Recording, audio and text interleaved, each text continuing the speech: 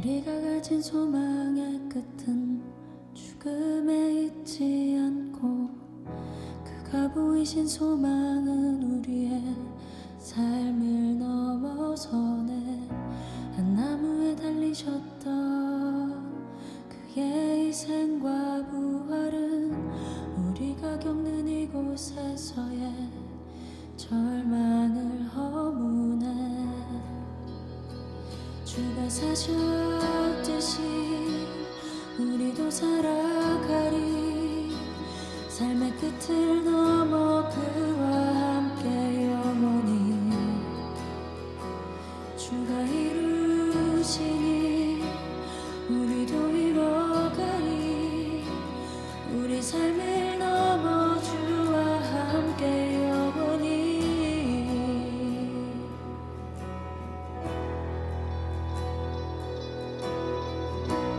우리가 가진 소망의 끝은 죽음에 있지 않고 그가 보이신 소망은 우리의 삶을 넘어서네.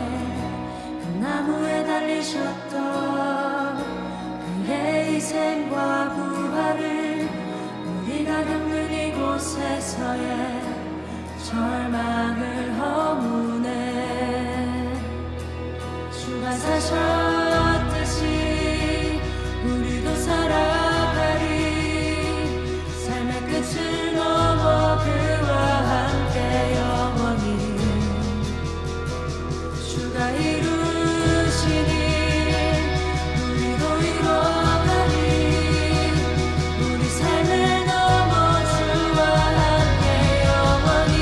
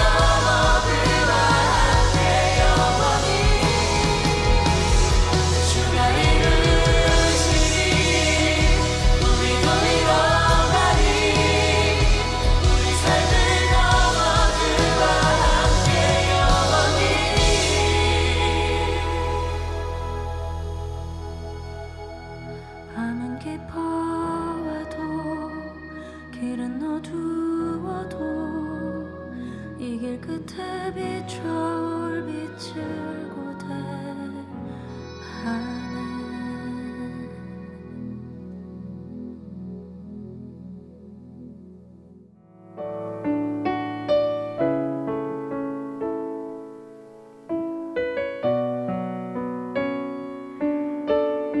안녕하세요. 오늘도 예배 자리에 나오신 모든 분들을 예수님의 이름으로 환영합니다. 이 시간 기도로 예배를 준비하며 나아갔으면 좋겠습니다. 환경에 시선과 마음을 두지 않고 주님의 뜻과 계획을 분별하며 거룩하게 구별된 삶을 살아갈 때 주님의 일하심과 예비하심을 경험하는 은혜를 허락하여 주시옵소서. 이 시간 기도하며 나아가도록 하겠습니다.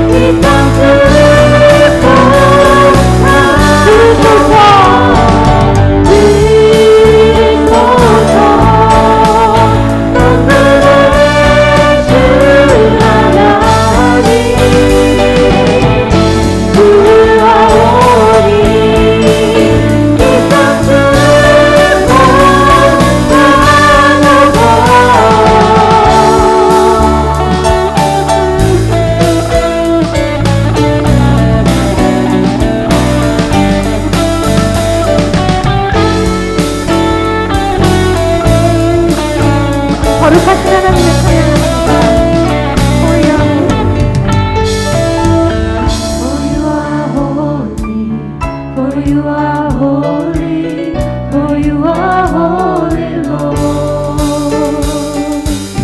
For you are holy, for you are holy, for you are holy, Lord. For you are holy, for you are holy, for you are holy, for you are holy, Lord. For you are holy, for you are holy, for you are holy, Lord.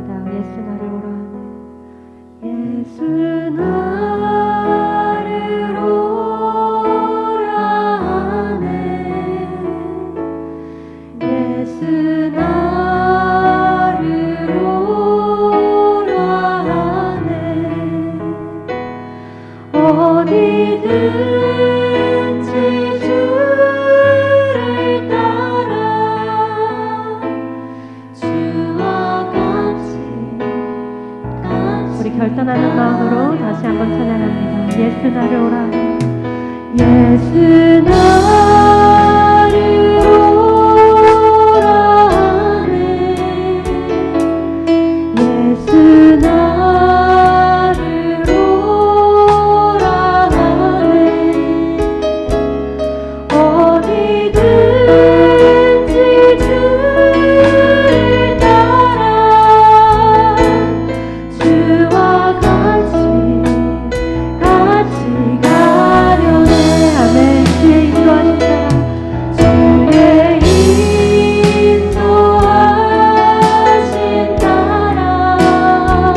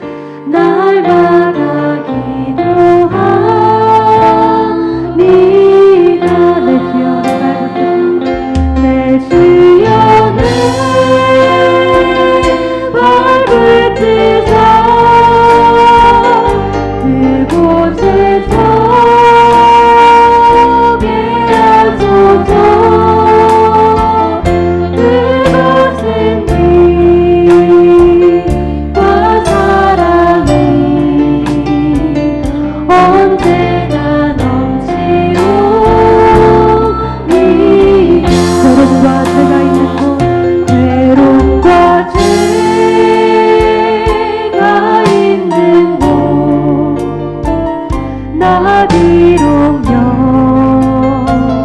영이 살아도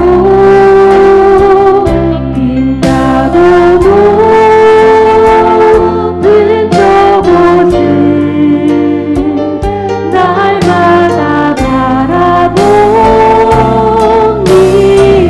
아멘. 내 주여 내 얼굴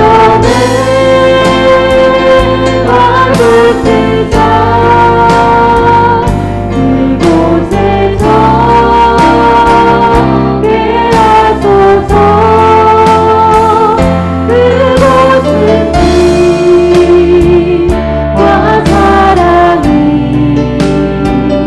언제나 넘치오니 험하고 높은 이 길 험하고 높은 이 길을 싸우며 나아갑니다. 다시 기도하오니 내 주여 인도하소서. 내 주여 인도하소서. 내 주여 내 얼굴 찢어 그곳에서 깨어소서. 그곳은 빛과 사랑이 언제나 넘치오니 내 주를 따라 올라가 내 주를 따라 올라가 저 높은 곳에 우습고 영원한 동상 누리며 즐거운 노래 부르며 내 주여 내 발붙이사 내 발붙이사 그곳에서 깨어소서. 그곳은 빛과 사랑이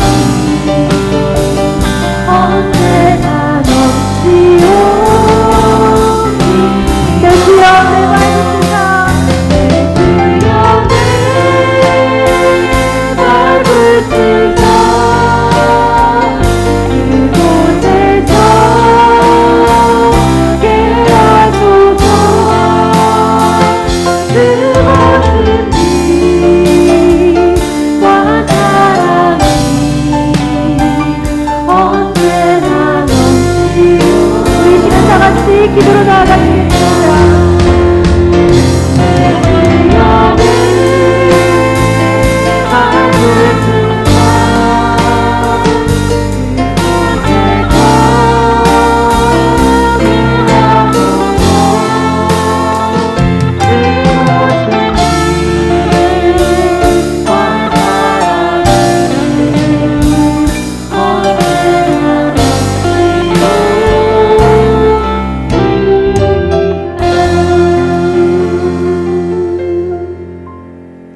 사랑의 하나님, 환난 날에도 택하신 주의 자녀들을 눈동자처럼 보호하여 주시니 감사합니다.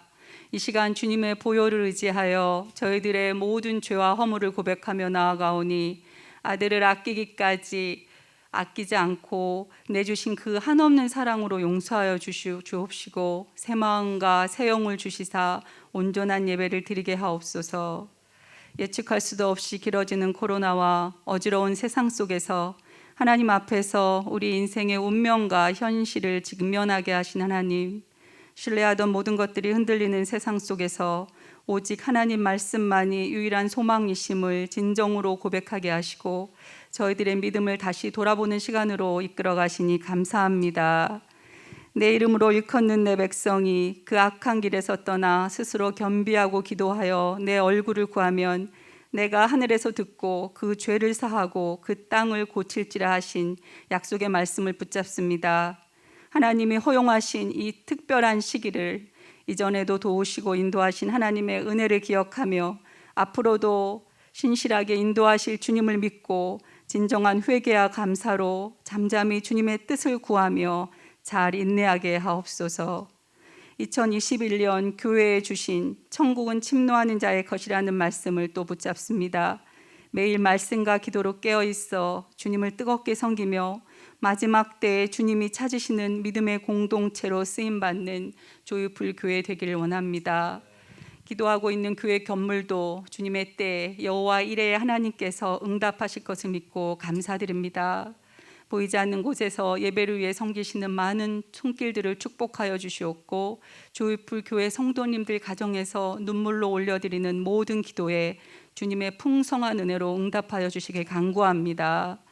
주님, 어둠 속에 있는 미국을 긍휼히 여겨주시옵소서.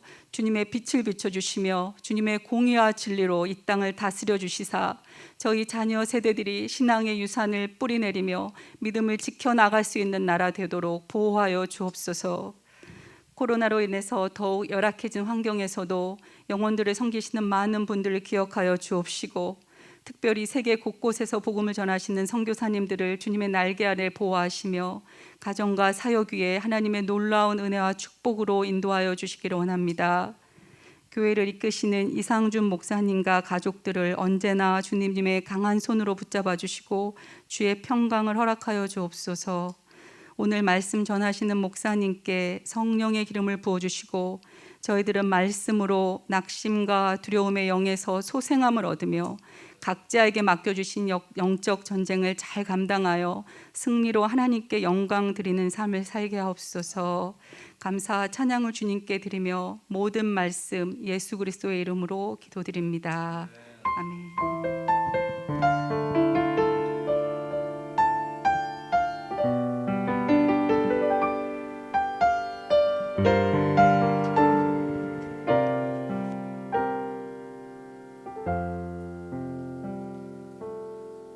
아멘.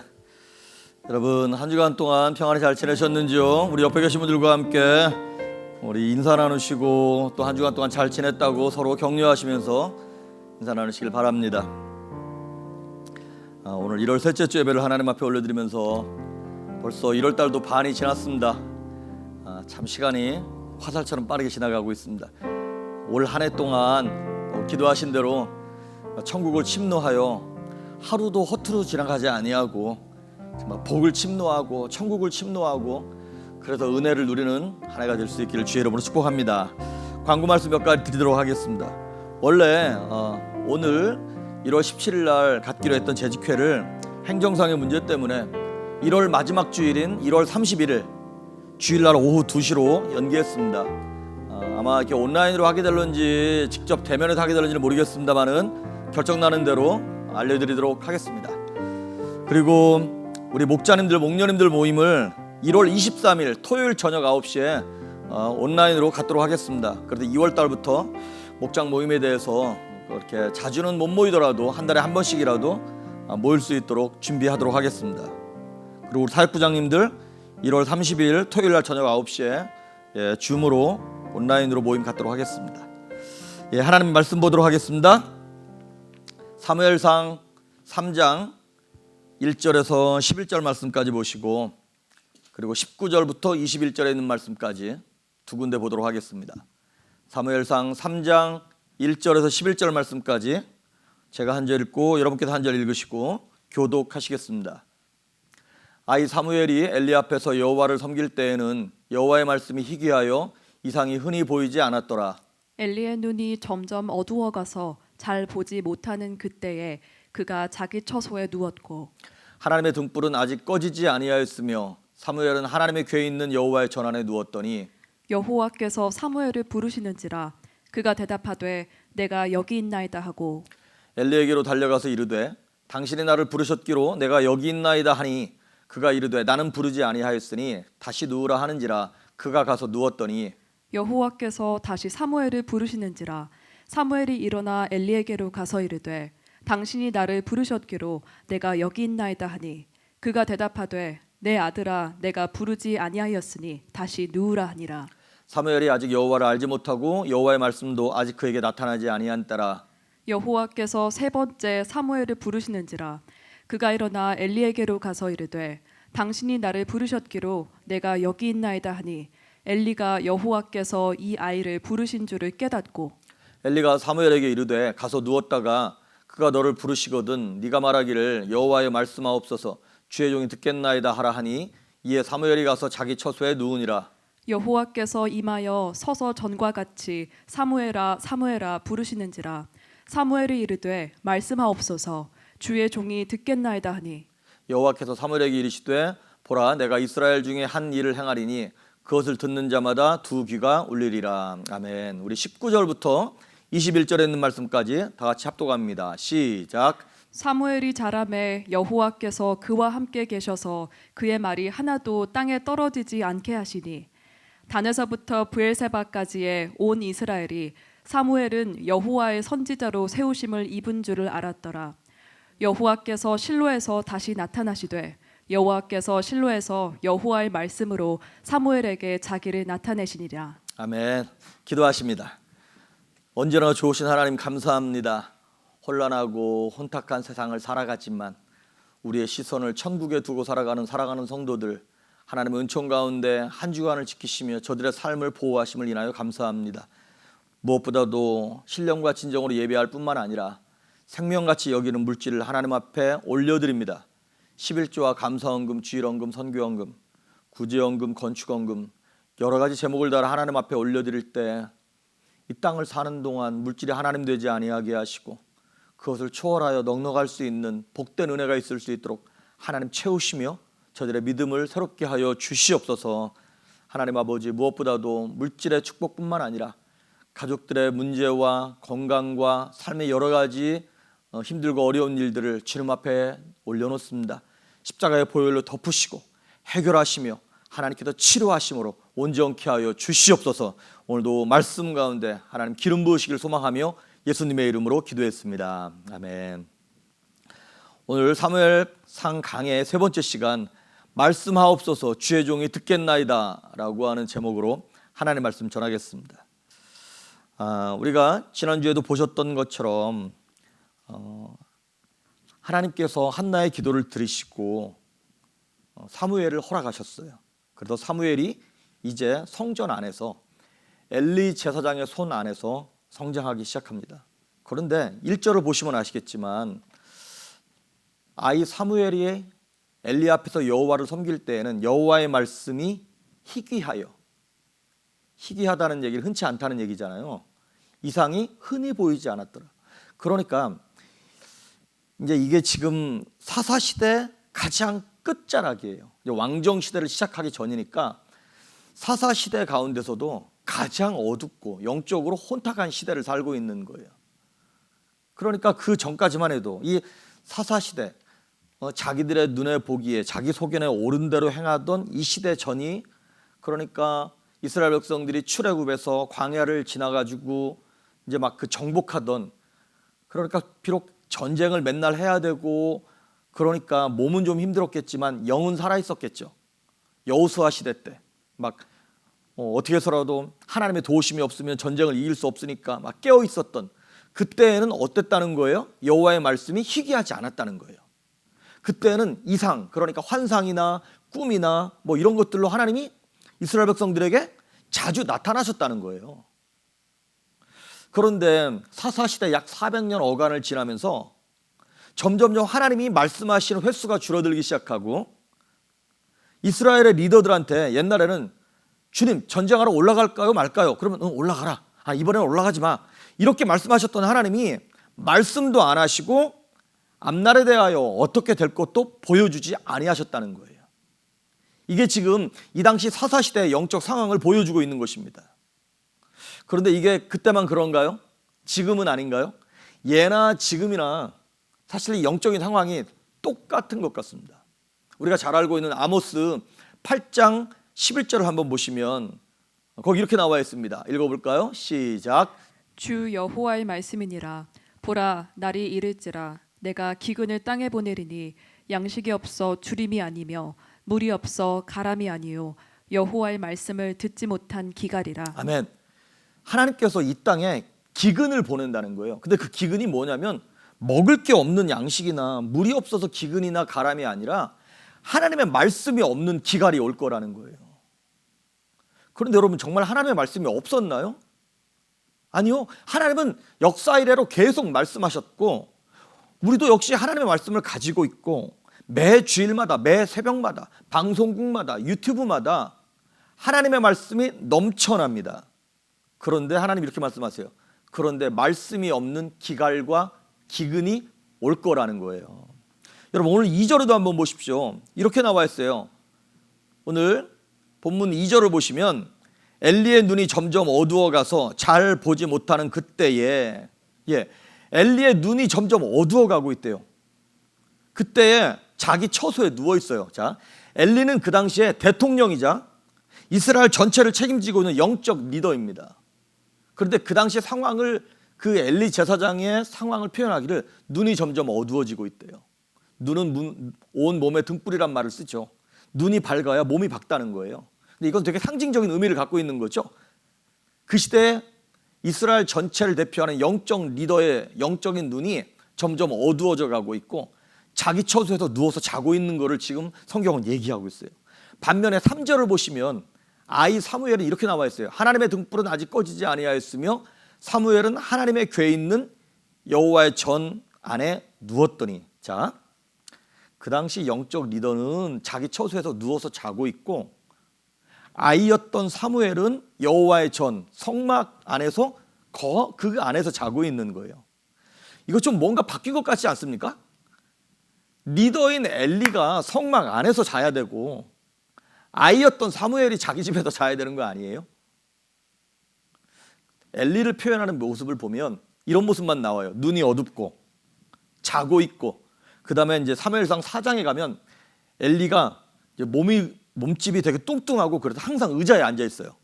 그 의자에 앉아 있다가 전쟁에 나갔던 자기 두 아들이 전쟁터에서 죽었다는 얘기를 듣고 일어나다가 의자에서 넘어져서 뒤로 넘어져 가지고 목이 부러져 죽는 장면이 나와요. 이걸 왜 이렇게 디테일하게 표현했을까요?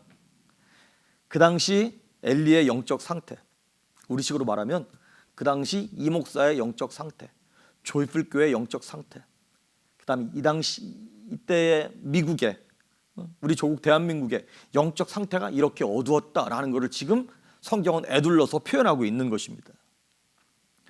여러분, 근데 말씀이 희귀하고 이상이 안 보였다 그럴 때에는 이유가 있겠죠.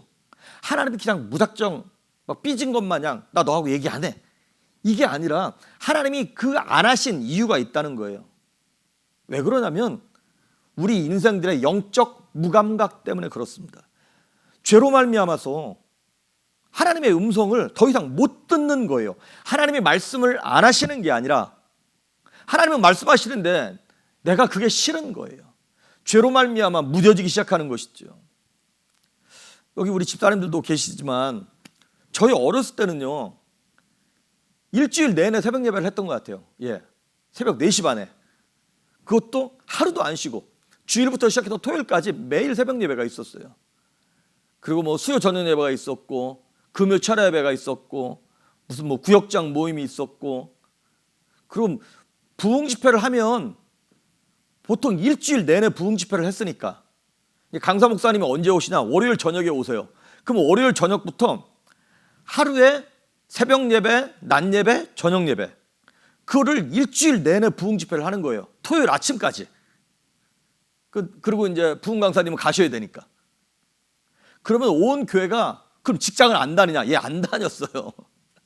그 당시에는 이제 옛날에는 뭐 이렇게 직장 갖고 있는 사람들보다 개인 뭐 그런 비즈니스나 농사를 짓거나 이런 분들이 많았다 보니까, 아니면 이제 이렇게 뭐 방학 때나 이렇게 휴가철에 1년에 2번 크게 부흥 집회를 했던 기억이 나요. 그런 열심을 가지고 온 교회가 지금 하나님의 말씀을 들으려고 애타하고, 그 교회마다 이렇게 써 있어요. 내 집은 만민이 기도하는 집이다. 그래서 교회 저녁에 가끔 뭐 학교 갔다 가거나 이렇게 가보면 늘 기도하시는 권사님, 기도하시는 집사님들이 교회 갈 때마다 늘 계셔. 그리고 문제가 있을 때마다 잠을 안 주무시고 교회 와서 주무셔. 교회 와서 기도하시다가 울다가 졸다가, 그리고 그 당시에는 기도원도 얼마나 많았고 참 그랬는지 모르겠어요. 근데 지금은 어떤가요?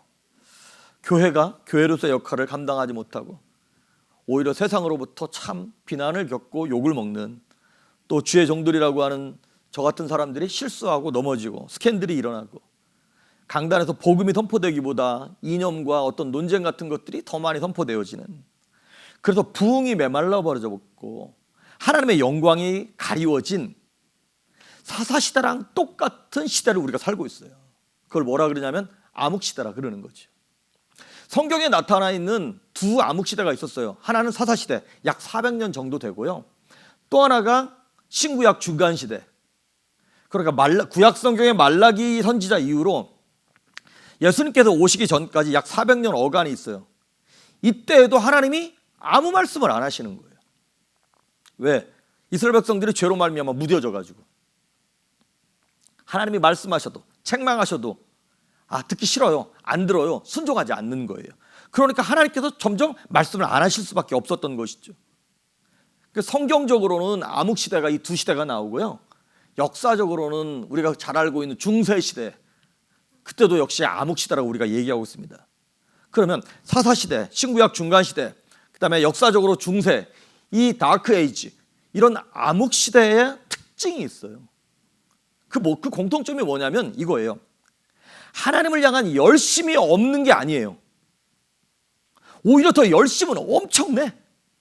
막 바리새인들 막 열심 내고, 중세시대에 여러분 그 천주교 사제들이나 이 사람들 얼마나 열심 냅니까?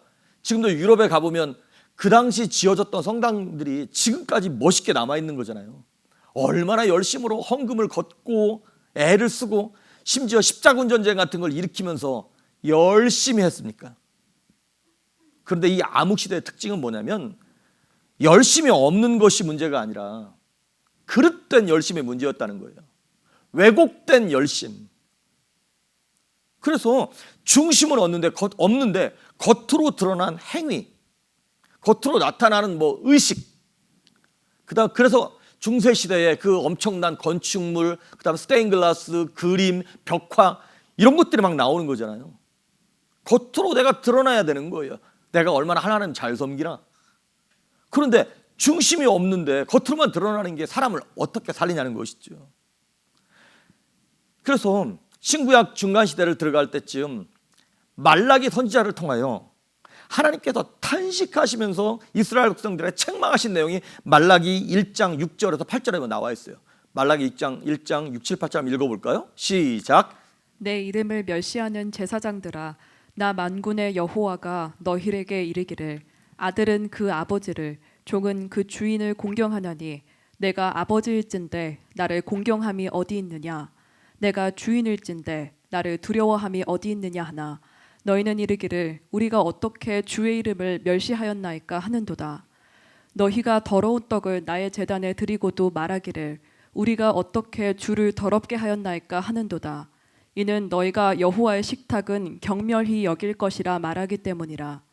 만군의 여호와가 이르노라, 너희가 눈먼 희생 제물을 바치는 것이 어찌 악하지 아니하며 저는 것 병든 것을 드리는 것이 어찌 악하지 아니하냐.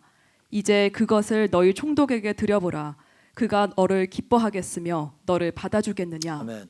이게 뭐냐면 무슨 얘기냐면, 여러분 하나님 앞에 제사 드릴 때는요, 흠없는 어린 양, 이렇게 색이 바랬거나 어디 다쳤거나 삐쩍 말랐거나 이런 걸 드릴 수 없어요. 그런데 이 사람들이 하나님께 제사를 드린다 그러면서 병든 것, 쓰다 남은 것, 이런 것들만 가지고 오는 거예요. 그러니까 하나님께서 그걸 질려버리는 거예요. 말로는 하나님 최고입니다, 하나님께 모든 걸 바칩니다 그러면서 실질적으로 행할 때는 그게 안 나타나는 거예요. 그런데 하나님이 이렇게 말씀하시는 거예요. 야, 너희가 나한테 가져오는 그 예물을 너희 상관에게, 윗사람에게 줘봐라. 그거 완전 모욕 아니냐? 이렇게 얘기하는 거예요. 그러면서 하나님께서 아주 그냥 심한 말씀을 하세요. 말라기 2장 3절에 이렇게 얘기하고 있습니다. 시작. 보라, 내가 너희의 자손을 꾸짖을 것이요 똥 곧 너희 절기의 희생의 똥을 너희 얼굴에 바를 것이라. 너희가 그것과 함께 제하여 버림을 당하리라. 하나님께서 말씀하시기를, 야, 너희가 그렇게 해서 예배드릴 것 같으면 내가 너희 절기의 희생의 똥을 너희 얼굴에 쳐바를 거야. 그러니까 내 앞에 나타나지 마. 차라리 성전 문을 닫아라 이렇게 말씀하셔요. 너희의 그 가식적이고 말로만 하는 그거 나 정말 지겹다. 그렇게 예배할 거면 예배하지 마. 그렇게 믿을 거면 성도라고 말하지 마. 기독교인이라고 말하지 마. 라고 하나님 말씀하시는 건 똑같은 거예요 지금. 여러분 혹시 여러분도 예배를 드리고 설교를 들으시면서 설교야 은혜가 안 된다. 예배가 진짜 은혜가 안 된다. 어쩌다 그럴 수 있죠 여러분. 그런데 항상 예배를 들으면서 그런 느낌이십니까? 그러면 이걸 생각해야 돼요. 나의 영적 상태가 지금 이 시대처럼 암흑시대가 아닌가 의심해 봐야 한다는 것입니다. 설교를 들으면서 판단하시는 분들이 꽤 많으세요. 설교가 좋으네 나쁘네 어쩌네. 근데 설교를 판단하는 사람은 많은데 그대로 사는 사람은 별로 없는 것 같아요. 저도 마찬가지고요. 그러다 보니까 사람들이 자기가 듣기에 편안한 말씀, 자기 속을 시원하게 긁어줄 수 있는 그런 사람들, 그런 목회자들만 찾아다니면서 새로운 것, 못 들어본 말씀만을 찾아 떠돌아다녀요. 그래서 새로운 것을 찾아 떠돌아다니는 영적 떠돌이들이 많이 있다는 것이죠. 그런데 이렇게 지금 엘리 시대가, 사무엘 시대가 이렇게 암흑과 어둠의 시대였는데 감사하게도 3절을 보시면 아시겠지만 이렇게 표현하고 있어요. 하나님의 등불은 아직 꺼지지 아니하였으며. 하나님의 등불은 뭐냐면 성막에 들어가면 금촛대 있죠. 그 금촛대가 이렇게 빛을 발하고 있거든요. 7개가. 근데 그게 하나님의 말씀, 성령의 빛 뭐 이런 거예요. 하나님의 은혜. 비록 온 세상이 어두컴컴하지만 아직까지 그 하나님의 촛불, 성령의 빛, 하나님의 은혜가 꺼지지 않았다는 거예요. 이 시대가 참 어렵고 힘들고 범죄로 말미암아 하나님을 무시하고 멸시하는 시대이긴 하지만 그래도 아직까지는 하나님을 사모하고 사랑하는 주의 종들이 있고 기도하는 성도들이 있다는 거예요. 할렐루야. 참 그나마 다행이에요. 우리가 마치 엘리야 같다는 느낌을 받을 때가 많죠. 하나님 나밖에 없는 것 같습니다. 정말 이 믿음을 지키고 살아가기가 너무나 힘듭니다. 외롭습니다. 그랬더니 하나님이 엘리야에게 그렇게 말씀하셨죠. 야, 바알에게 무릎 꿇지 않은 7천을 내가 남겨놨어. 그렇게 외로워하지 마.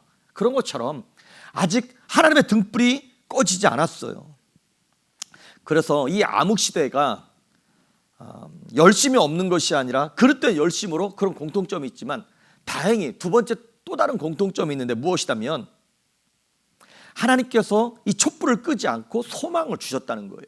그 다음에 어떤 인물들을 통하여 암흑시대를 밝힐, 그래서 이 사사시대를 밝힐 일꾼을 보내세요. 그게 사무엘이고 신구약 중간시대를 밝힐 사람을 누굴 보내줬는데 누구냐면 그게 침례 요한이고 중세시대를 밝힐 마틴 루터를 통하여 종교개혁을 일으켰던 것처럼 하나님은 어둠 가운데 있는 영혼들, 가정들, 교회들, 국가들을 비록 우리가 참 부족하지만 하나님은 불쌍히 여기셔서 다시 회복의 은혜를 주실 줄 믿습니다. 하나님은 회복시키세요. 그래서 시편 51편 17절에 보면 하나님이 구하시는 제사는 상한 심령이래요. 화려하고 뭘 대단한 걸 바라는 것이 아니라 상한 심령, 애통하는 심령, 하나님 주님의 은혜가 없으면 못 살겠습니다라고 하는 그 마음, 그 심령을 하나님 바라신다는 것이죠. 하나님의 말씀은 차별이 없습니다. 오히려 간구하는 영혼에게 더 허락하시는 거예요. 아시다시피 사무엘이 태어날 이 당시의 상황이 참 좋지 않았던 것들 우리가 알 수 있지 않습니까? 사무엘은요, 한번 보십시오. 우리가 생각하기를 사무엘은 그래도 뭐 레위 집안의 가정에서 편안하게 자란 거 아니냐고, 부유한 집안에서. 예, 맞아요. 레위 집안에서 자랐고요, 부유한 집안에서 자란 것도 맞아요. 하지만 모든 걸 다 준 건 아니에요. 하나님께서 사무엘에게.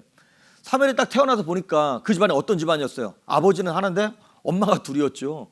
한나와 분인나가 있었고 그 집안 분위기가 싸했겠죠. 되게 역기능적인 가정에서 자란 거예요. 그리고 자기도 젖대자마자 뭐 그 당시에는 젖댄 게 뭐 한 6, 7살 때까지도 그냥 데리고 있었던 것 같은데 젖대자 바로 하나님께 드려졌어요.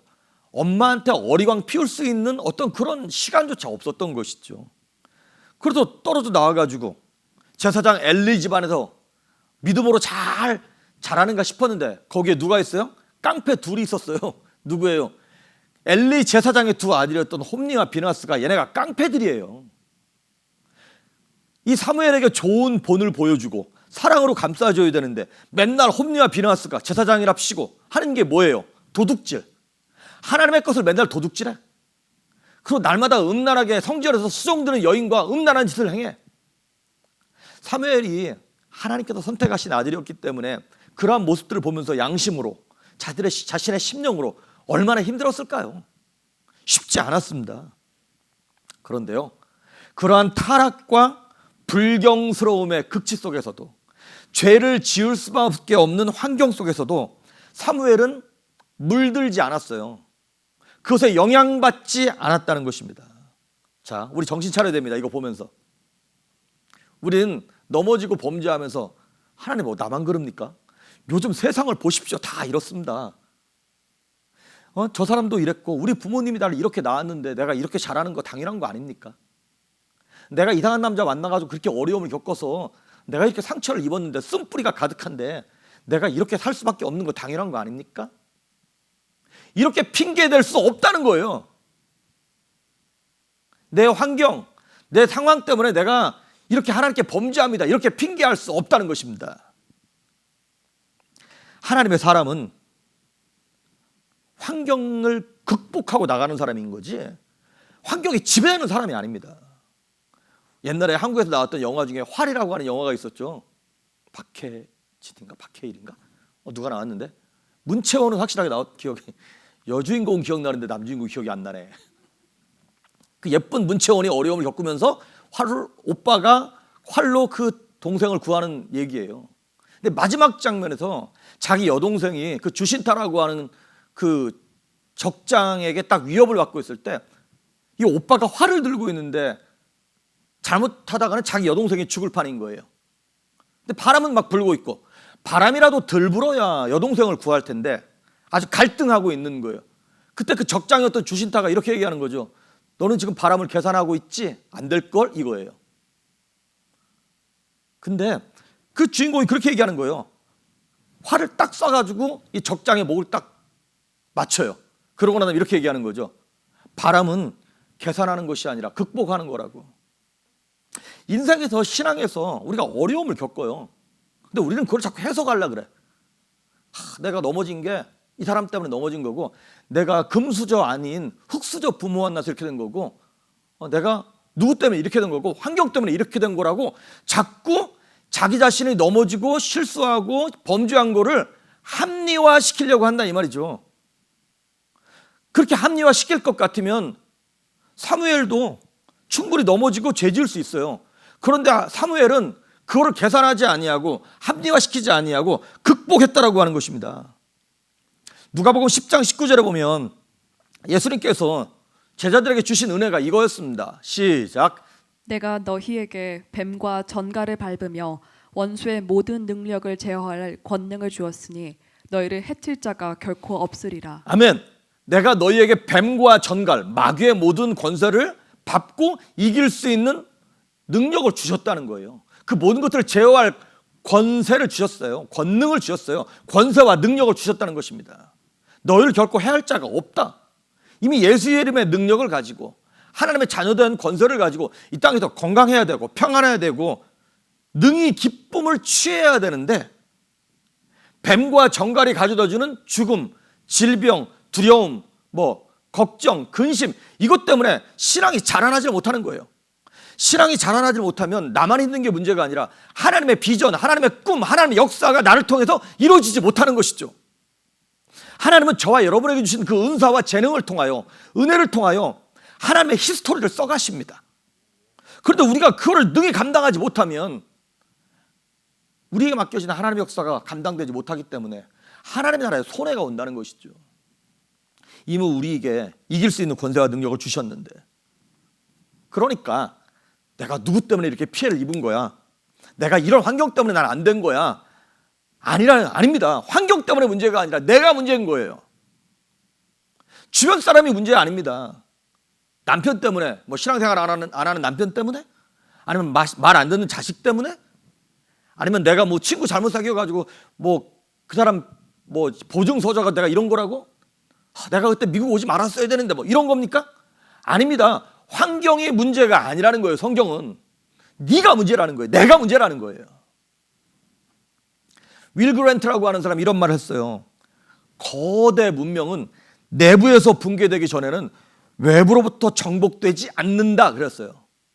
작은 문명들 말고 대마불사라 그러죠. 어떤 큰 이런 거대 문명들은 외부의 공격으로부터 망하는 게 아니라 내부에서 먼저 썩어 들어가기 때문에 외부의 공격으로 망한 것처럼 보인다는 거예요. 여러분, 로마가 왜 망했습니까? 모든 길은 로마로 통한다 그러면서 거기서 나오는 뭐 신화, 철학, 문화 이런 것들이 엄청났던 민족이었는데 왜 게르만에게 망했나요? 그거는 게르만 민족이 세서 망했다기보다는 로마가 내부로부터 썩어가고 있었기 때문에 결국에는 게르만 민족에 의하여 멸망한 것뿐인 것이죠. 내부의 부패로부터. 그러니까 제가 드리고 싶은 말씀이 이거예요. 우리는 마귀의 공격으로부터 넘어지는 게 아닙니다. 마귀의 공격이 문제가 아니라는 거예요. 뭐가 문제냐? 내 안에 마귀의 공격을 이겨낼 수 있는, 바이러스를 이겨낼 수 있는 면역력이 없는 게 문제인 거고, 내 몸의 온도가 뜨겁지 않은 게 문제인 것이죠.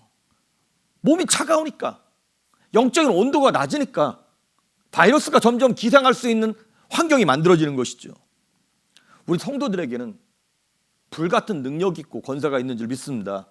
하나님께서 주신 은혜가 있는 것입니다. 그래서 우리가 해야 될 일이 있어요. 뭐냐면 반복해서 늘 말씀드리지만 우리의 삶이 바닥에 붙지 않도록, 그게 무슨 얘기냐면 내 감정이 바닥에 눌러붙지 않도록. 감정이 바닥에 눌러붙으면 인생이 일어날 수 없습니다. 꽃을 피울 수 없습니다. 그래서 감정이나 의지는 감정을 자꾸 따라가다 보니까 감정이 자꾸 초점을 맞추고 내 환경이 초점을 맞추는 거예요. 그러면 내 인생이 바닥에 눌러붙습니다. 그러면 못 일어나요. 감정에 충실하지 말고 환경을 묵상하지 말고. 왜? 감정이나 환경은 변하는 거니까. 이거는 영원한 게 아니잖아요. 어제 좋았는데 오늘 나쁠 수 있어요. 하지만 오늘 나쁘다고 영원히 나쁜 거 아니잖아요. 환경은 변하는 것이고 감정은 변하는 것입니다. 그래서 창세기에 보면 하나님께서 가인에게, 그 동생 아벨을 쳐 죽였던 가인에게 이렇게 말씀을 하세요. 죄의 소원은 너에게 있지만 너는 죄를 다스려라, 이런 말을 써요. 죄의 소원이 뭐예요? 감정에 관한 부분이죠. 우리 인생이 죄를 지을 수밖에 없는 연약함이 있기도 하고, 그리고 마귀는 점점 우리의 감정을 그런 쪽으로 이끌어간다는 거예요. 죄의 소원, 육체의 욕심, 안목의 정욕, 이생의 자랑, 이런 것들이 우리에게 있지만 너는 그것에 휩쓸려 가지 말고 너는 죄를 다스려라, 이렇게 말씀하고 있습니다. 인생이 죄에 눌러붙지 않도록, 우울함에 눌러붙지 않도록, 자꾸 막 늘 말씀드리지만은 자기를 불쌍하게 보는 것에 눌러붙지 않도록, 그거 마귀가 가져다 주는 것입니다. 그거 귀신이 가져다 주는 거예요. 자기를 처량하게 보시지 마십시오. 제가 이 설교를 할 때마다 교인들한테 연락이 와요. 목사님, 어떻게 그렇게 내 형편을 아시고 그런 말씀을 자꾸 하시냐고. 그 말씀 듣고 일어났다고. 뭘 알고 왜 맨날 하는 얘기인데. 본인의 형편과 본인의 상황이 맨날 감정이 땅에 붙어 있어. 환경이 맨날 붙어 있어. 근데 환경은 늘 변하잖아요. 아침에 천국일지라도 저녁에 지옥 같은 것이 인생이잖아요. 그렇게 왔다 갔다 하면요, 피곤해서 못 삽니다. 사무엘도 그럴 수 있는 사람이었어요. 왔다 갔다 할 수 있는 사람이었어요. 그런데 자신의 감정이 땅에 붙어 있도록 내버려 두지 않았어요. 그러면 어떻게 하면 그 죄의 소원, 감정을 따라 살지 않을 수 있느냐? 간단합니다. 기본으로 돌아가는 거예요. 기본이 뭔데? 내 삶의 목적으로 돌아가는 거예요. 하나님 나를 창조하신 목적, 내게 왜 이 은혜를 주셨나? 왜 내게 이 은사를 주셨나? 왜 내게 이 공동체를 주셨나? 내가 왜 이 남자를 만났고 이 여자와 가정을 꾸렸으며 내게 왜 이 두 딸과 두 아들을 주셨고 왜 이 사업체를 운영하게 하셨나라고 하는 하나님이 처음 우리에게 주셨던 그 목적이 무엇인가를 깨달아야 한다는 것입니다. 여러분, 예를 들어서 부부들을 한번 보십시오. 결혼을 했어요? 그럼 부부싸움 할 수밖에 없죠.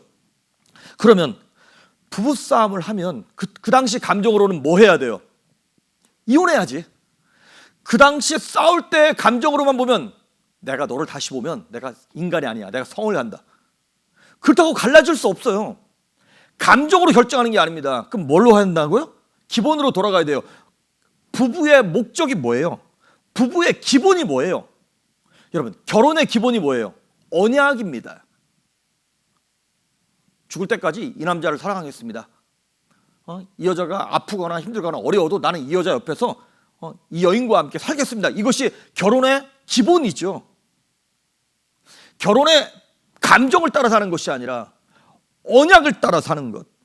그리고 결혼의 목적이 뭐예요? 거룩한 가정입니다.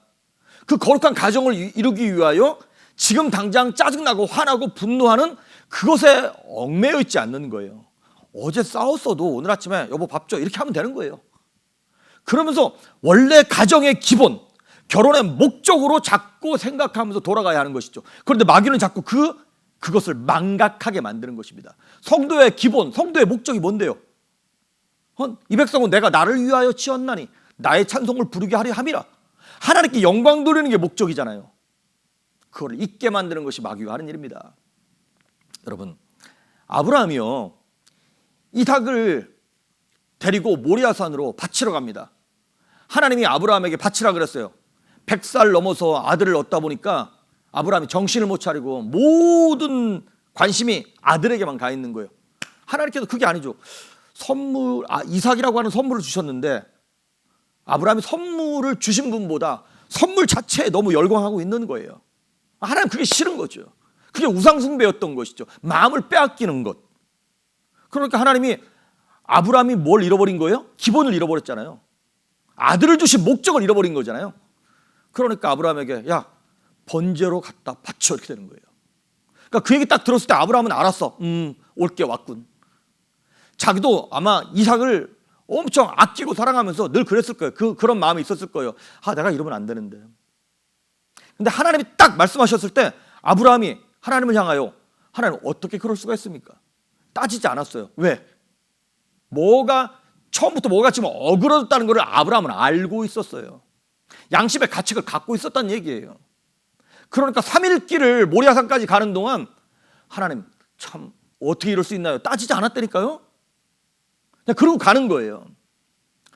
근데 아브라함이요, 이삭을 데리고 3일 길 가는 동안 자기 신세를 한탄하거나 자신의 팔자를 내 팔자가 왜 이러냐 이러지 않았어요.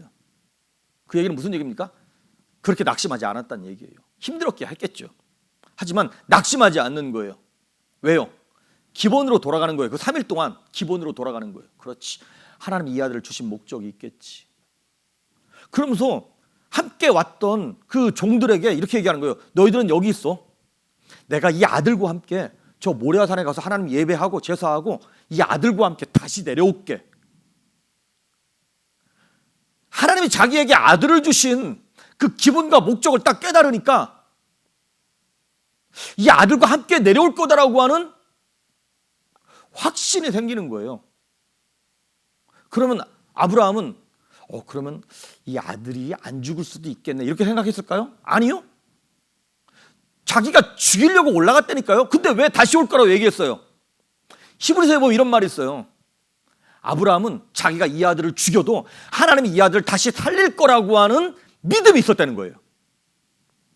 그 믿음을 가지고 3일 동안 낙심하지 않고 그냥 가는 거예요.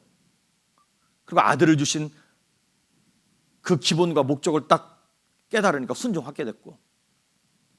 그렇습니다. 아브라함이 이렇게 믿음으로 아들 손을 붙잡고 모리아산을 올라갈 때 우리 하나님께서는요, 나중에 보면 아브라함이 이삭을 딱 죽이려고 할 때 하나님 말리셨죠. 아브라함아 이제서야 네가 나를 사랑하는 줄 알겠다. 그 뒤를 돌아보니까 수풀에 순양이 걸려 있는 거예요. 자, 이겁니다 여러분. 아브라함이 이삭 데리고 산의 한쪽으로 올라갈 때 또 다른 한편에서는 하나님께서 양 질질 끌고 올라오시고 계셨다는 거예요. 우리 생각에는 내가 이렇게 어렵고 우리 가정이 이렇게 힘들고 이 나라의 이 민족이 이 교회가 이렇게 힘들고 어려운데 하나님 놀고 계십니까? 싶지만 아니요. 하나님이 양 끌고 올라오고 계셨다니까요. 하나님은 하나님의 역사를 이뤄주고 계신 줄 믿습니다. 하나님의 일을 하고 계셨어요. 그러니까 낙심할 필요가 없다는 얘기인 거죠. 요나에게도 마찬가지입니다. 물고기 뱃속에 들어갔어요. 불순종해서. 그런데 요나가 물고기 뱃속에 들어가서 3일 동안 있는 동안 원망했나요? 불평했나요? 요나가 기도했습니다. 그게 뭐예요? 기본으로 돌아가는 거예요. 원래 하나님이 요나에게 명령하셨던 거 뭐예요? 너 니느웨로 가서 복음을 전해라. 그러니까 요나가 그 불순종했기 때문에 물고기 뱃속에 딱 들어가는 순간 회개하기 시작하는 거예요. 자, 물고기 뱃속에 들어가 회개하는 것이 아니라 하나님, 내가 아무리 그래도 그렇지 어떻게 나를 여기 넣었습니까? 뭐 이렇게 불평했나요? 아닙니다. 요나가 막 회개하고 기본으로 원래 목적했던 바대로 돌아가니까 하나님이 아무것도 안 하시는 것이 아니라 그 3일 동안 물고기를 움직여서 원래 다시스로 가던 쪽의 물고기가 니느웨 쪽에 가까운 해안가로 하나님이 물고기를 옮기고 계셨던 거죠. 우리 눈에는 하나님이 아무것도 안 하는 것 같고 하나님 날 버린 것 같아 보일 때에 우리가 회개하기만 하면, 우리가 기본으로 돌아가기만 하면 하나님은 우리를 하나님의 목적과 여정을 따라 원위치로 돌려보내시는 걸 믿으시길 바랍니다. 하나님이 안 하시는 게 아니에요. 가만히 계신 게 아니에요. 우리 인생들이 하나님 앞에 짓는 죄가 참 많지만 크게 보면 두 가지 죄가 있어요. 가장 큰 죄 두 개. 첫째, 교만함입니다. 이건 마귀의 범죄예요. 하나님을 대적하는. 그리고 또 다른 범죄가 있는데 뭐냐면 절망입니다. 절망도 근데 교만이랑 사실 똑같은 죄예요. 절망, 낙심이 왜 죄냐고. 왜냐하면 이거예요. 하나님이 우리를 포기하지 않았는데, 하나님이 끝났다고 얘기하지 않았는데, 내가 끝났어, 나는 이제 끝이야, 소망 없어, 내가 포기하는 거잖아요. 그건 하나님의 능력을 무시하는 거죠. 절망, 낙심은 교만이랑 똑같은 죄입니다. 이거 하나님의 능력을 인정하지 않는 죄인 것입니다. 여러분, 요즘 힘들어, 요즘 안 돼, 이렇게 말하는 사람이 있는가 하면 안 되고 힘든 가운데서도 되는 사람들이 있죠. 어려운 가운데서도 일어나는 사람이 있습니다. 누가 그런 사람들입니까? 성경은 명확하게 얘기하고 있어요. 상한 심령을 가진 자, 심령이 가난한 자, 애통한 자, 하나님 없으면 못 살겠습니다라고 주님을 향하여 목마름을 가진 자. 아까 우리 아모스에 보셨던 말씀처럼 하나님, 가정이 평안하고 돈이 많고 건강이 넉넉하고 주변에 내가 아무리 사랑을 받아도 영혼의 목마름이 없으면 죽은 겁니다. 영적 지갈이 오면 죽은 인생이다 이 말이죠. 그래서 이 암흑시대에 사무엘이 영적 목마름을 가지고 하나님의 말씀을 사모했고 은혜를 사모했던 사람이었기 때문에 사무엘을 통하여 하나님이 이스라엘을 살리기로 작정하시는 거예요. 오늘 본문의 7절을 한번 보시면 뭐라고 나와 있냐면 사무엘이 아직 여호와를 알지 못하고 이런 말이 있어요.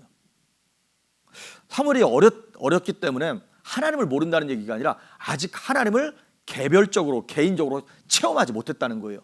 그런데 성전 안에서 자면서 날마다 말씀으로 교육받았기 때문에 이제 영적인 지각이 열리는 순간 하나님을 경험하겠죠.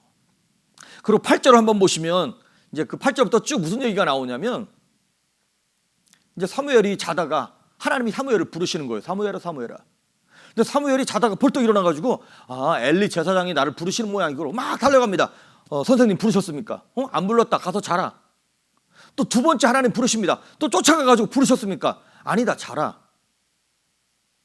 자, 엘리 제사장이 만약에 영적인 감각이 있었던 사람 같으면 첫 번째야 실수했다 쳐들어와도 두 번째쯤이면 하나님이 부르신 거다 이렇게 얘기할 수 있었어야 되는 거예요. 근데 세 번째 갔을 때야 엘리 제사장이 이거 하나님 널 부르시는 것 같다. 하나님 널 이번에도 부르시면 주의 종이 여기 있습니다. 말씀하십시오. 주의 종이 듣겠나이다. 이렇게 얘기하라고 알려줍니다. 참 다행히도 엘리 제사장이 영적으로는 무디었는데 인격은 성품은 좋았던 모양이에요. 저 같으면 한 두 번 찾아오면 이 자꾸 분질하게 찾아온다고 뭐라 그랬을 텐데 아주 친절하게 얘기해 줍니다. 네 번째, 여러분, 저는 이게 너무 감동이에요. 하나님이 사무엘이 몇 번째 부르시는 거예요? 네 번째까지 부르시는 거예요. 참 다행인 거예요. 그래서 포기하지 않으시는 하나님. 그 욥기 33장 14절, 15절, 16절에 보면 이런 말씀이 있어요. 시작. 하나님은 한 번 말씀하시고 다시 말씀하시되 사람은 관심이 없도다.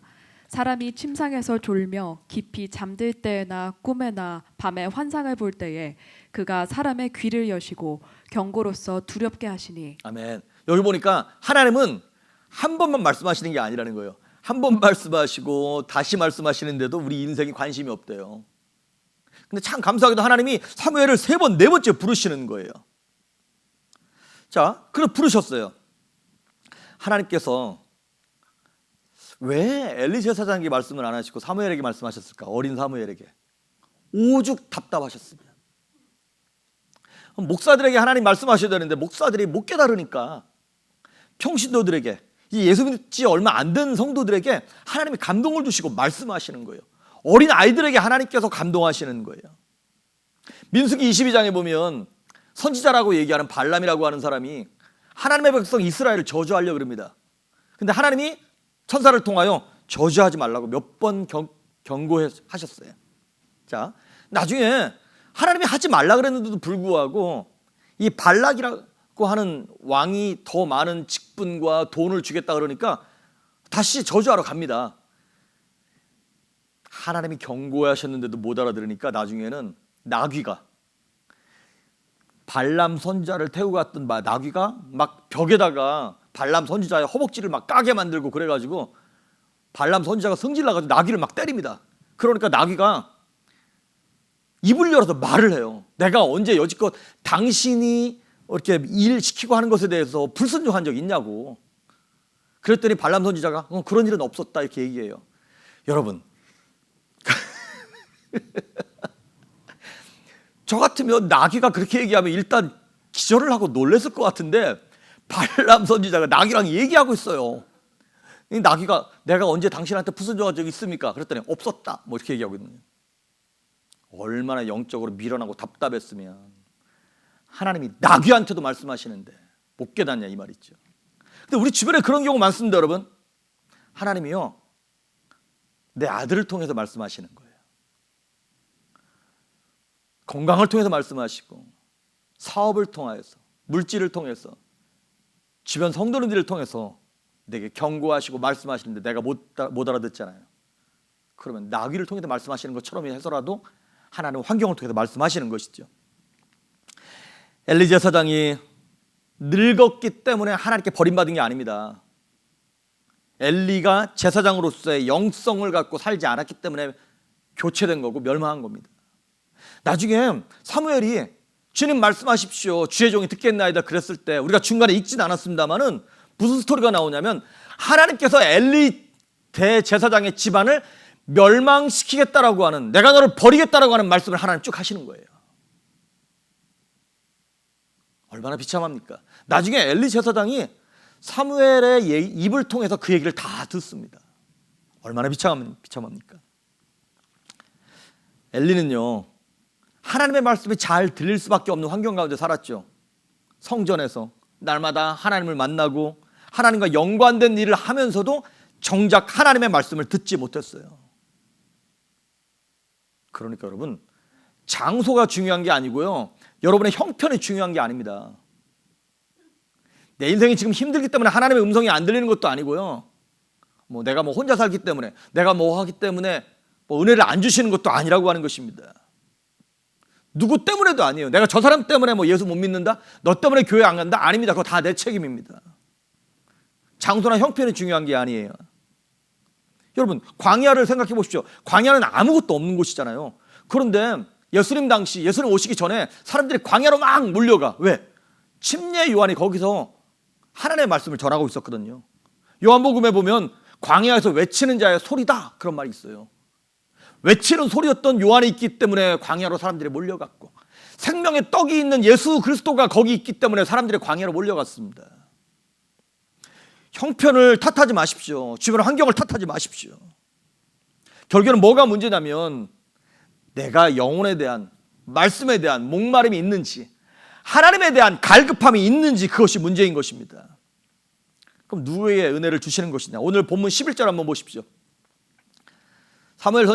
사무엘이 어린아이가 이제 하나님과 대화하면서 이렇게 말씀하시는 거예요. 11절 시작.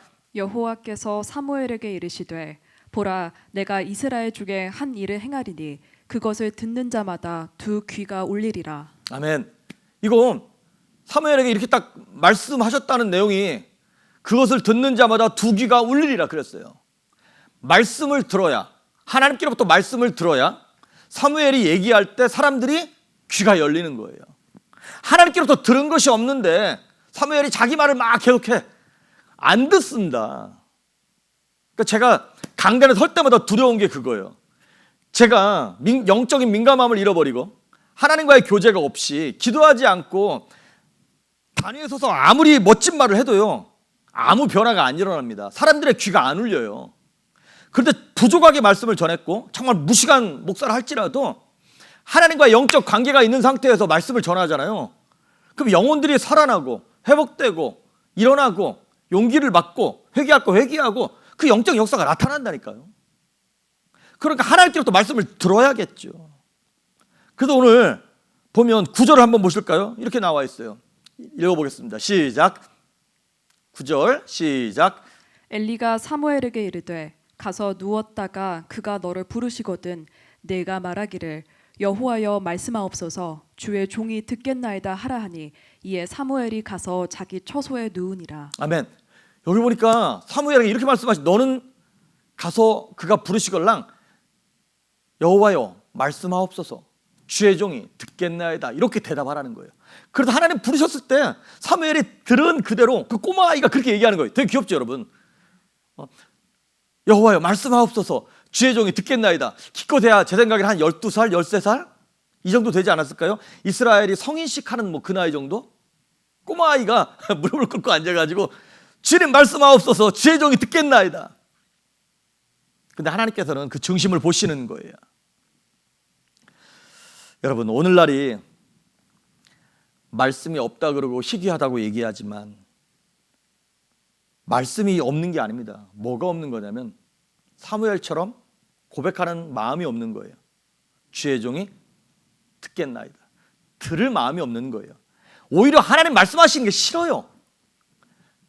주의 종이 목사들이 예배할 때 심판, 죄, 회개, 뭐 주님의 다시 오심, 뭐 헌신, 헌금 이런 것들을 얘기하는 게 싫은 거예요.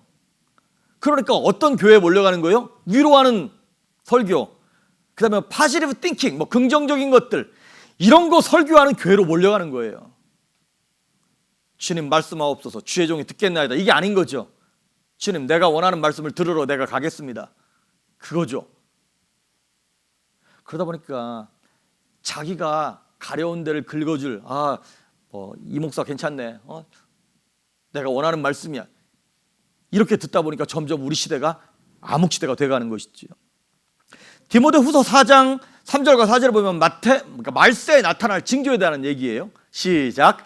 때가 이르리니 사람이 바른 교훈을 받지 아니하며 귀가 가려워서 자기의 사욕을 따를 스승을 많이 두고 또 그 귀를 진리에서 돌이켜 허탄한 이야기를 따르리라. 예, 여기 보니까 자기 귀가 가려워서 자기의 사욕을 육체가 원하는 대로 설교해 줄 스승을 많이 두고 그런 사람들을 따라간다는 거예요. 말세에 나타날 징조라고 하는 것입니다. 그러면 우리 시대도 역시 이 사사시대의 마지막 때처럼 암울하고 어두운 세상을 살아가게 되는 것이죠. 자, 사무엘이 이렇게 하나님 앞에서 주님 말씀하십시오 주의 종이 듣겠나이다 이렇게 헌신하고 하나님께 고백했을 때 19절 한번 보십시오. 그 마지막 뒷부분에 보면 하나님의 어린 사무엘을 통하여 19절 20절 한번 볼까요? 시작. 사무엘이 자라매 여호와께서 그와 함께 계셔서 그의 말이 하나도 땅에 떨어지지 않게 하시니 단에서부터 브엘세바까지의 온 이스라엘이 사무엘은 여호와의 선지자로 세우심을 입은 줄을 알았더라. 아멘. 이 19절에 다시 돌아가 보시면 사무엘이 결국에는 하나님 말씀에 순종해서 자라나니까 하나님이 사무엘과 함께 하셨어요. 그래서 사무엘이 말하는 것도 어느 것 하나도 땅에 떨어지지 아니하고 사람들에게 가서 다 이루어지고 역사 가운데 이루어지고 열매를 맺기 시작하는 거예요. 그래서 20절에 나타나는 말씀처럼 온 이스라엘이 사무엘은 누군지 아는 거예요. 저 사무엘이야말로 진짜 선지자야. 하나님이 세우셨어라고 인정하는 단계에 이르게 됐다는 것이죠. 그렇습니다. 제가 오늘 마지막으로 드리고 싶은 말씀이 이거예요. 어린 사무엘이라 할지라도 하나님의 말씀을 딱 순종하겠다고 마음먹으로 말미암아 말씀이 지렛대가 되는 거예요. 지렛대가 뭐예요? 큰 어떤 돌이나 이런 거를 움직일 때 작은 돌 하나 꿰고 막대기 길게 끼워넣고 내가 힘으로는 그 돌을 옮길 수 없지만은 그 지렛대만 이용하면 그걸 움직이는 거예요. 말씀의 지렛대를 사용해서 사무엘은 이스라엘을 옮기는 거예요. 암흑의 자리에서 결국에는 생명의 자리를 옮기는 거예요. 빛의 자리를 옮기는 거예요. 결국에는 누가 나타나는데요? 사무엘이 안수함으로 말미암아 예수 그리스도를 표상하는 다윗 왕, 성군 다윗이 태어나게 하는 거예요. 뭘로? 말씀의 지렛대로 어두운 세상을 밝혔던 것이죠. 여러분 잘 들으십시오. 내가 돌을 움직이는 게 아니에요. 지렛대를 통하여 움직이는 거예요. 할렐루야. 우리가 이렇게 라이트가 불이 들어오는데 내가 에너지를 만들어가지고 불을 켜는 게 아니잖아요. 우리가 하는 건 뭐예요? 스위치를 올리기만 하면 되잖아요. 우리 인생 속에 하나님의 말씀이 스위치입니다. 내가 감동된 말씀, 내가 은혜 받은 말씀, 내가 변화된 말씀, 내가 그 말씀을 붙잡고 회개하는 말씀이 있느냐는 것이죠. 그 말씀 하나만 있으면 그 말씀이 지렛대가 되어서 우리의 어두운 인생을 바꿀 줄 믿습니다. 우리의 무너진 가정을 회복하고요, 우리의 무너졌던 교회들이 일어날 수 있고, 이 마지막 시대에 모두가 어둡다고 얘기하지만 부족하고 연약한 우리 교회를 통하여 한 사람이 천을 작은 강국을 이루는 역사가 나타나게 될 줄 믿습니다. 그 한 말씀이 있는지요, 여러분. 귀신을 우리가 내쫓을 때, 기도해서 병을 고칠 때 내 능력으로 내가 도 닦아가지고 손에 에너지를 모아가지고 뭐 귀신을 나가라 뭐 이건 겁니까? 아니에요. 예수님이 내게 주신 그 한 말씀, 나사렛 예수의 이름으로 명령하노니 은과 금은 내게 없지만 예수의 이름으로 떠나가라라고 하는 그 말씀으로 말미암아 나가는 줄 믿습니다. 내 능력이 아니에요. 내 안에 계신 말씀의 능력이에요. 말씀이 지렛대인 거예요. 나는 귀신을 뭐 요만큼도 난 어떻게 할 수 없어요. 하지만 말씀이 내 안에 들어오니까 그 말씀을 지렛대 삼아 귀신이 나가고 병이 낫게 되는 것이죠. 말씀으로 영적인 세계가 움직이는 것이죠. 우리에게서도 말씀이 지렛대고 십자가가 지렛대예요. 그 작은 십자가를 통하여서 예수님께 짊어지심으로 말미암아 온 세상이 구원받게 하시는 그 엄청난 일을 감당하시는 것이죠. 십자가로 말미암아, 말씀으로 말미암아 저와 여러분의 인생이 들려져야 합니다. 그냥 꼼짝을 안 해. 왜? 말씀이 없으니까. 은혜 받은 말씀이 없어. 평생 50년, 60년을 살았는데 내 인생을 변화시킨 말씀이 없어. 내가 하나님 앞에서 통곡하며 울며 결단했던 말씀이 하나도 없어. 그러면 인생이 계속 암흑에 있는 거야. 어둠 가운데 있는 거예요. 여러분이 순종할 만한 그 지렛대와 같은 말씀이 뭐가 있습니까, 여러분? 1월 마지막 주가 되면 저희 가정이 북가지에 올라온 지 딱 10년 되는 날입니다. 자, 올라올 때 하나님 주셨던 말씀이 있어요. 창세기 12장 1절을 보면 너는 본토 친척 아비 집을 떠나라. 그래서 그 말씀 붙잡고 떠나갔어요. 얼마 정도 있으니까 하나님께서 마태복음 9장 37절 38절에 있는 말씀을 주셨어요. 그게 뭐냐면, 야, 눈을 들어 들판을 한번 봐봐. 추수할 것은 많되 일꾼이 적다. 추수하는 주인에게 청하여 일꾼 보내달라고 기도해라. 그래서 그 말씀 붙잡고 막 기도한 거예요. 그랬더니 하나님이 일꾼들 보내주신 거예요. 젊은이들 보내주셨던 거예요. 그 얼마 안 했으니까 하나님 말씀을 주셨어요. 시편 16편 6절에 보면 주께서 내게 줄로 재어준 구역, 바운더리가 있다는 거예요. 주께서 내게 줄로 재어준 구역은 아름다운 곳에 있다. 그 기업은 실로 아름답다. 내게 말씀하셨어요. 그래서 환상 가운데 보여준 것이 있어요. 그것이 바로 어디냐면 샌프란시스코예요. 북각 여기를 하도 낙심해 있고 답답하고 있어. 하나님 말씀으로 보여주시는 거예요. 주님께서 너에게, 이 목사 너에게 주어준 구역이 있어. 그거는 되게 아름다운 땅이야. 영적인 휴수의 땅이고 획득의 땅이야. 낙심하지 말고 힘을 내서 일어나 다시 한번 해봐. 다시 말씀 붙잡고 일어났던 것이죠. 그리고 몇 년 전에 주셨던 이사야서 60장 4절에 있는 말씀, 눈을 들어 사방을 봐라. 무리가 다 모여 내게로 온다. 아들들은 원방에도 오겠고 딸들은 안개 올 것이고 바다의 부와 이방의 재물이 너에게 올 거야 라고 하는 말씀을 붙잡고 3년째 기도하고 있는 거예요. 그 말씀을 어려울 때마다 힘들 때마다 붙잡고 기도할 때 하나님 다시 살아나게 하세요. 감정이 땅에 들러붙어 있는데, 낙심하고 낙마하고 두려워 떨고 있는데 말씀을 읊조릴 때마다 살아나게 하시는 것이죠. 그리고 올해 우리에게 주셨던 바로 이 말씀, 마태복음 11장 12절에 보니까 천국은 침노하는 자의 것이고 침노하는 자가 빼앗는다. 복을 누리고 천국을 누리는 것이야. 여러분, 지렛대처럼 여러분에게 주신 하나님의 말씀이 계십니까? 어려울 때마다 이 말씀 붙잡고 일어서는 거예요. 이 말씀의 지렛대를 이용해서 남편을 들어 드십시오. 가정을 들어 움직이는 것입니다. 교회를 들어 올리고 자녀를, 이 땅을, 이 시대를 들어 올리는 것입니다. 파도가 몰아오면요, 피서객들은 파도에 그냥 휩쓸려 가요. 근데 서핑 타는, 보드 타는 사람들은요, 그 파도 즐길 수 있는 거예요. 어려움이 오면 돈을 어설프게 갖고 있는 사람들은 다 잃어버리는데 있는 사람들은 더 벌더라고요. 뭘 준비해야 되는 거예요? 우리가 그 파도를 탈 수 있는 믿음을 준비해야 돼요. 말씀을 갖고 있어야 된다는 것이죠. 보드를 탈 수 있는, 그 파도를 탈 수 있는 보드가 있냐는 것이죠. 저와 여러분이 바로 그 말씀을 하나님께서 오늘 요구하시는 것입니다. 여러분, 말씀이 들리면 인생이 열립니다. 인생이 보이게 되어 있습니다. 아까 보셨던 것처럼 19절에 그의 말이 땅에 떨어지지 아니하고 20절에 그가 이스라엘 가운데 세우심을 입어가지고 그의 인생이 열리는 거예요. 그래서 결국에는 이 사무엘 선지자를 통하여 이스라엘의 초대 왕이었던 사울에게 기름을 붓고 이스라엘의 성군이었던 다윗에게 기름을 부어서 찬란한 이스라엘의 왕정 시대가 열리는 거예요. 아니, 암흑 시대로부터 그 영광스러운 시대가 한 번에 열리는 거예요. 누구에게? 말씀을 지렛대로 삼고 있는 자에게. 어떻게 하는 게 말씀을 지렛대로 삼는 것인데, 주님 말씀하옵소서, 주의 종이 듣겠나이다. 오늘 이 말씀을 붙잡고 하나님께 고백하시길 바랍니다. 주님 말씀하시면 주의 종이 듣겠나이다 고백하심으로 말미암아 여러분의 인생 가운데 비전이 열리고 길이 열리고 꿈이 열려서 이 땅을 변화시키는 여러분 될 수 있기를 주의 이름으로 축복합니다. 아멘. 우리 찬양하시겠습니다. 주님 말씀하시면 내가 나아가리라. 찬양하시고 축도하심으로 예배 마치겠습니다.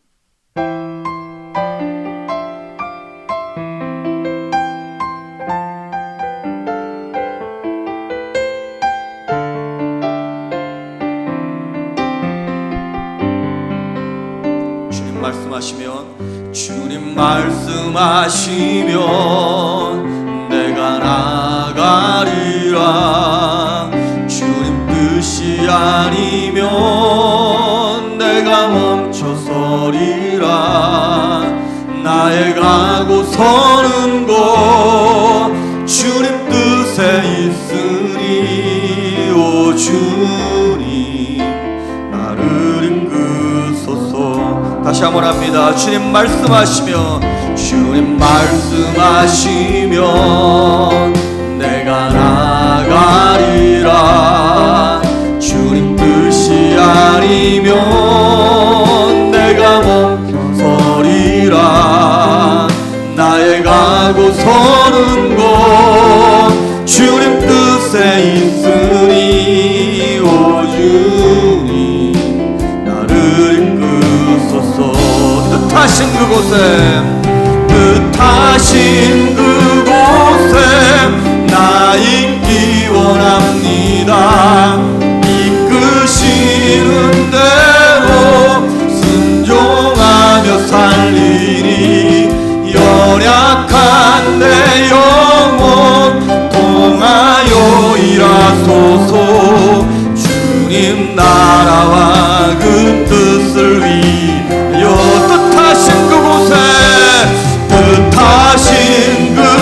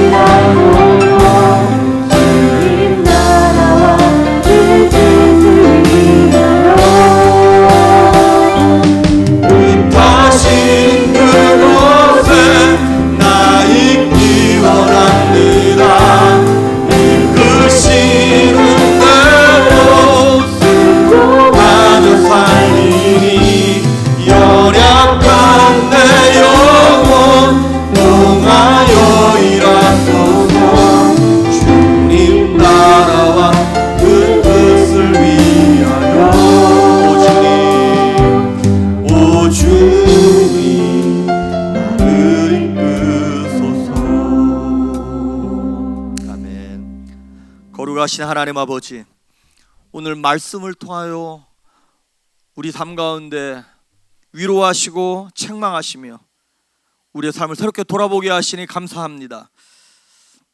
우리 성도들이 환경에 지배받는 자들이 아니라 그걸 극복할 수 있는 믿음이 필요한데 그 겨자씨만한 작은 믿음이 없어서 날마다 땅에 붙어있고 감정이 바닥에 붙어있어서 일어나지 못하는 연약함이 우리에게 있음을 주님 앞에 고백하오니 아버지 용서하여 주시옵고 예수 그리스도의 보혈로 덮으셔서 우리를 살리시며 새롭게 하여 주시옵소서.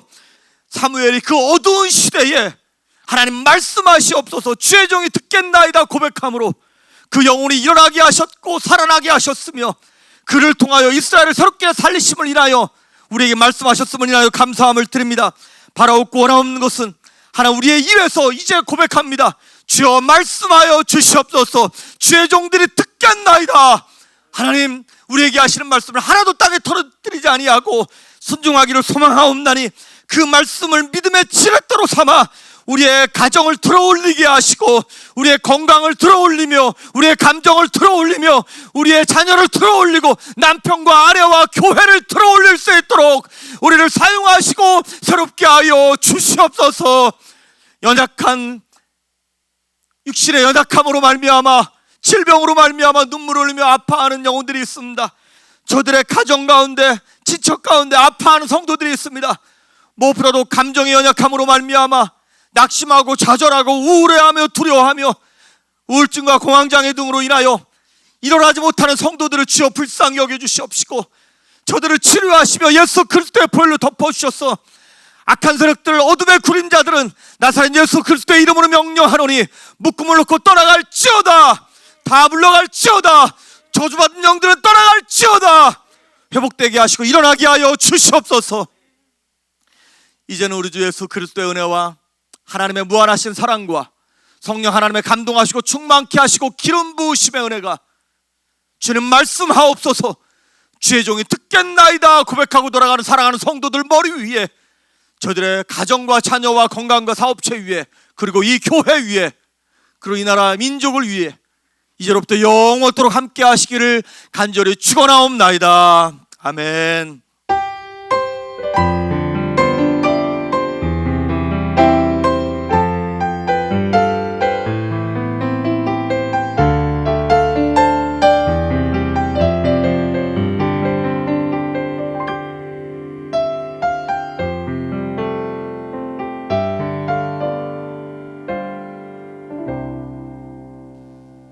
아멘. 한 주간도 승리하시길 바랍니다.